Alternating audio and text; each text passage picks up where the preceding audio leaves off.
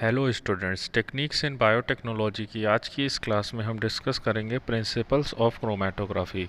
बच्चों, क्रोमेटोग्राफी आप लोगों को बहुत ध्यान से पढ़नी है क्योंकि क्रोमेटोग्राफी एक बहुत ही अच्छी टेक्निक है और ये हमारे एग्ज़ाम्स के पर्पस से भी बहुत यूज़फुल है और इंडस्ट्रियल पर्पस से भी ये बहुत यूज़फुल है। तो ये आपको इंटरव्यूज़ में भी इस पे बेस्ड क्वेश्चंस आपको मिल सकते हैं। ये एक एनालिटिकल टेक्निक है और ये कंपाउंड्स के सेपरेशन में यूज़ होती है। अगर एक मिक्सचर है उसमें कई सारा कंपाउंड है तो उसको अलग अलग करने में ये यूज़ होती है। एचपीएलसी वगैरह जो बेसिक क्रोमेटोग्राफीज़ हैं ये बहुत सारी इंडस्ट्रीज़ में यूज़ हो रही हैं। तो क्रोमेटोग्राफी के चैप्टर को आपको बहुत अच्छे से पढ़ना है। तो आइए डिस्कस करते हैं कि what is chromatography and what are its classification. तो देखिए बच्चों, क्रोमेटोग्राफी का इन्वेंशन एक रशियन बॉटनिस्ट माइकल स्वेट ने किया था 1903 में। इनको फादर ऑफ क्रोमेटोग्राफी के नाम से भी जानते हैं।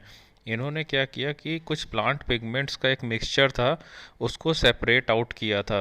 इन्होंने क्या किया, एक कॉलम लिया जिसमें कैल्शियम कार्बोनेट इन्होंने फिल किया और उसके बाद इन्होंने उसको रन कराया जो मिक्सचर था प्लांट कंपाउंड्स का, और इन्होंने उससे ये पता किया कि क्लोरोफिल जो था वो एक सिंगल केमिकल कंपाउंड नहीं था। क्या हुआ कि जब ये सारे कंपाउंड का मिक्सचर जो है वो रन हुआ तो इसमें अलग अलग बैंड्स के फॉर्म में अलग अलग कंपाउंड सेपरेट आउट हो गए। तो यहाँ पे देखिए लिखा हुआ है कि इन्होंने क्या किया, सेपरेट आउट किया कंपाउंड्स को, और वो जो कंपाउंड्स थे वो कलर्ड बैंड की तरह से अपीयर हुए। ये क्रोमेटोग्राफी वर्ड जो है वो ग्रीक शब्द है। इसका मतलब होता है क्रोमा मीन्स होता है कलर और ग्राफीन मीन्स होता है राइटिंग। मीन्स क्रोमेटोग्राफी को हम कलर राइटिंग भी कह सकते हैं। क्रोमेटोग्राफी की डेफिनेशन यहाँ पे दी गई है। क्रोमेटोग्राफी क्या है कि एक सेपरेशन टेक्निक है और ये किस फैक्ट पे बेस है कि अगर हम कोई मिक्सचर लेते हैं तो वो मिक्सचर जो है वो अपने आप को डिस्ट्रीब्यूट करता है या उस मिक्सचर का पार्टीशन होता है और डिफरेंट एक्सटेंट्स में, मतलब एक सेपरेशन होता है ऐसे समझिए किसी भी मिक्सचर का।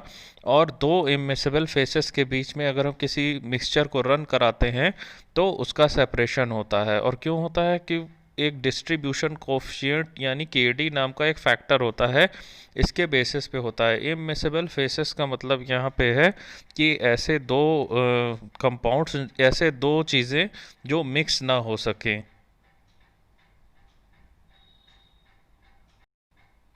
देखिए के डी यानी कि डिस्ट्रीब्यूशन कोएफिशिएंट को हम कैसे डिफाइन कर सकते हैं कि concentration of sample in phase A upon concentration of sample in phase B. मतलब अगर हमने किसी मिक्सचर को क्रोमेटोग्राफी के थ्रू रन कराया है तो उसका क्या होगा, पार्टीशन हो जाएगा और वो डिवाइड हो जाएगा दो फेसेस के बीच में।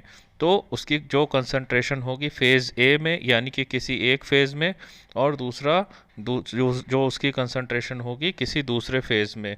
ठीक, तो यही होगा डिस्ट्रीब्यूशन कोएफिशिएंट। और ये इममिसिबल फेसेस क्या हो सकते हैं जिसमें सेपरेशन होगा, वो सॉलिड भी हो सकता है एक, और दूसरा लिक्विड हो सकता है। मतलब सॉलिड लिक्विड हो सकते हैं या गैस और लिक्विड हो सकते हैं या लिक्विड लिक्विड हो सकते हैं। इन दो इमिसिबल फेसेस को हम स्टेशनरी फेस, एक होता है स्टेशनरी फेस, वो फेस होता है जो कि सॉलिड भी हो सकता है। ये चीज़ ध्यान दीजिए, स्टेशनरी फेज सॉलिड भी हो सकता है क्रोमेटोग्राफी में, और लिक्विड ऐसा लिक्विड हो सकता है जो कि एक सॉलिड पे सपोर्टेड हो, वो इस तरीके का एक लिक्विड भी हो सकता है। तो स्टेशनरी फेज का नाम स्टेशनरी फेज इसलिए पड़ा क्योंकि स्टेशनरी फेज बेसिकली मूव नहीं करता है। दूसरा फेज़ जो होता है इसमें इमिसिबल फेज़, जिसके बीच में एक मिक्सचर रन करता है, वो होता है मोबाइल फेज़। मोबाइल फेज़ नाम से ही पता चल रहा है कि वो मोबाइल होगा या तो मूव करेगा विथ रिस्पेक्ट टू फर्स्ट, मतलब कि स्टेशनरी फेज़ के रिस्पेक्ट में जो फेज़ मूव करेगा उसे हम मोबाइल फेज़ कहेंगे। मोबाइल फेज़ क्या होता है कि कोई लिक्विड भी हो सकता है, लिक्विड मूव करता है जैसा कि हम सभी जानते हैं, या गैस भी हो सकता है। गैस क्रोमेटोग्राफी और लिक्विड क्रोमेटोग्राफी दो टेक्निक हैं जहाँ पे मोबाइल फेज लिक्विड होता है या तो गैस होता है। देखिए कुछ टर्म्स हैं जो क्रोमेटोग्राफी में इम्पॉर्टेंट होते हैं। इन टर्म्स को हमें समझना जरूरी है, ये बेसिक्स होते हैं क्रोमेटोग्राफी के। तो पहला टर्म होता है एनालाइट। ये टर्म्स बार बार जो है क्रोमेटोग्राफी में आते रहेंगे। एनालाइट क्या होता है? एनालाइट या सल्यूट टर्म का भी यूज़ होगा। ये केमिकल एंटिटी होती है जिसको हमें एनालाइज करना है, मतलब जिस चीज़ को हमें एनालाइज करना है, कोई मिक्सचर है या कोई कंपाउंड्स हैं, बहुत सारे कंपाउंड्स का मिक्सचर है, तो उसे हम एनालाइट कहेंगे। दूसरी चीज़ होती है डिटेक्टर। डिटेक्टर वो डिवाइस होती है जो कंसंट्रेशन एनालाइट की मॉनिटर करती है। तीसरी चीज़ हो गई एलुवेंट। एलुवेंट मोबाइल फेस के लिए ही दूसरा एक टर्म है, इसको ध्यान रखिएगा। मोबाइल फेस को ही कई जगह हम लोग एलुवेंट भी कहते हैं। फिर अगर ये एलुवेंट अगर किसी कॉलम में पैक्ड है या किसी कॉलम के थ्रू रन कर रहा है तो उसे हम कभी कभी एफ्लुएंट नाम से भी डिनोट करते हैं। क्रोमेटोग्राफी का क्लासिफिकेशन आइए देखते हैं। तो क्रोमेटोग्राफी के बेसिक दो क्लासिफिकेशन है, एक कॉलम क्रोमेटोग्राफी और दूसरी प्लानर क्रोमेटोग्राफी या थिन लेयर क्रोमेटोग्राफी। इसका बेसिस क्या है कि on the basis of physical means by which stationary and mobile phase are brought into contact. मतलब वो मीन्स जिससे कि फिजिकल मीन्स जिससे कि स्टेशनरी फेस और मोबाइल फेस कांटेक्ट में है। जैसे कि यहाँ पे कॉलम है, मान लीजिए किसी एक कॉलम में कोई लिक्विड भरा हुआ है तो वो मोबाइल फेस हो गया हमारा, और एक स्टेशनरी फेस है तो वो जो है अगर किसी कॉलम में है तो कॉलम एक फिजिकल मीन्स की तरह वर्क कर रहा है स्टेशनरी फेस और मोबाइल फेस के बीच में इंटरेक्शन का। दूसरी चीज़ यहाँ पे देखिए, जैसे प्लानर क्रोमेटोग्राफी या थिन लेयर क्रोमेटोग्राफी है, तो स्टेशनरी फेस की एक थिन लेयर किसी स्लाइड पे या ग्लास स्लाइड पे या एल्यूमिनियम स्लाइड पे लगाई गई है, तो यहाँ पे क्या है, स्लाइड जो है या एक थिन लेयर जो है वो एक फिजिकल मीन्स की तरह वर्क कर रही है।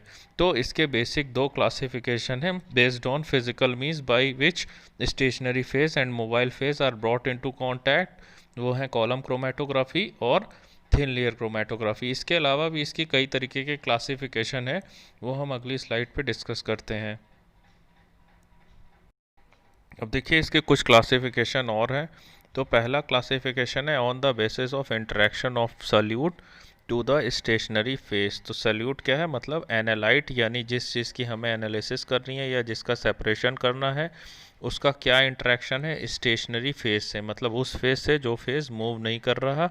उस बेसिस पे पहला क्लासिफिकेशन क्या है? एक है एडजॉर्प्शन क्रोमेटोग्राफी, दूसरी है पार्टीशन क्रोमेटोग्राफी, फिर आयन एक्सचेंज क्रोमेटोग्राफी और साइज एक्सक्लूजन क्रोमेटोग्राफी। ये सारी क्रोमेटोग्राफीज़ को हम आगे चल के एक वन बाय वन डिस्कस करेंगे डिटेल्ड में। और दूसरा क्लासिफिकेशन है on the basis of chromatographic bed. Chromatographic bed के हिसाब से क्या क्लासिफिकेशन है? क्रोमेटोग्राफिक बेड का मतलब स्टेशनरी फेज, यानी कि जिस पे कि मोबाइल फेज रन कर रहा है। तो इस बेसिस पे एक थिन लेयर क्रोमेटोग्राफी होती है, फिर कॉलम क्रोमेटोग्राफी होती है और पेपर क्रोमेटोग्राफी होती है। तीसरा जो क्लासिफिकेशन है वो on the basis of state of mobile face, मतलब जो मोबाइल फेस है उसकी क्या स्टेट है, वो मतलब सॉलिड है या लिक्विड है या गैस है। देखिए यहाँ पे है लिक्विड हो गया, गैस क्रोमेटोग्राफी हो गया और सुपर क्रिटिकल फ्लूइड क्रोमेटोग्राफी हो गया। तो बस यही एक ये बेसिक इंट्रोडक्शन था, ये एक इंट्रोडक्टरी क्लास थी क्रोमेटोग्राफी के ऊपर। आगे चल के हम इसको डिस्कस करेंगे, डिटेल्ड एनालिसिस इसकी सब देखेंगे कैसे है क्रोमेटोग्राफी।